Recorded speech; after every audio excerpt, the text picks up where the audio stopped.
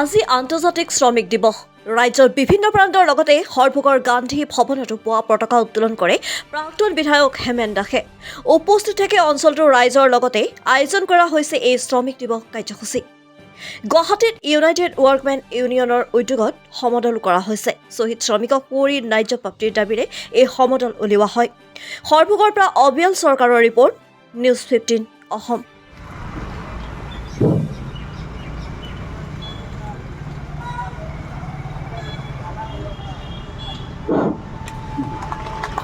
ইনকলাব জিন্দাবাদ, ইনকলাব জিন্দাবাদ, মে দিৱস জিন্দাবাদ, মে দিৱস জিন্দাবাদ, মে দিৱসৰ পতাকাৰ তলত সমগ্ৰ শ্ৰমিক এক হোক, ইনকলাব জিন্দাবাদ, মে দিৱসৰ পতাকাৰ তলত দুনিয়াৰ মজদুৰ এক হোক, ইনকলাব জিন্দাবাদ, ইনকলাব জিন্দাবাদ, দুনিয়াৰ মজদুৰ এক হোক, ইনকলাব জিন্দাবাদ।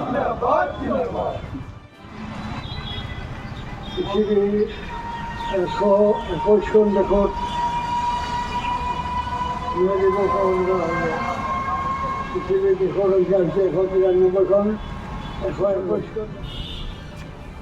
আমেৰিকাৰ এখন চহৰ চিকাগো, তাতে কাৰখানাত সেই সময়ত কাম কৰিছিল 18 ঘণ্টালৈকে, কমে 12 ঘণ্টা। 18 ঘণ্টালৈকে পুৰুষ তিৰোতাসকলে কাম কৰিবলগীয়া হৈছিল। তাৰ আগতে কমিউনিষ্ট পাৰ্টীৰ জন্ম হৈছিল। কমিউনিষ্ট পাৰ্টীৰ নাম দিয়া নাছিল, শ্ৰমিক বুলি কৈছিল। শ্ৰমিক শ্ৰেণীৰ মাজত এটা চেতনা তেতিয়াৰ পৰা আৰম্ভ হৈছিল। কিন্তু 1886 চনত তেওঁলোকে একদম কাৰখানা বন্ধ কৰি দাবী কৰিলে, দেখি কামৰ সময় আমাৰ 8 ঘণ্টা খাব লাগে। শ্ৰমিকৰ কামৰ সিমান 12 ঘণ্টা কৰি দিলে আৰু য'তে ইউনিয়ন কৰিব লাগে নোৱাৰা হ'ল। আগতে সকলো কাৰখানাতে ইউনিয়ন কৰিছিল।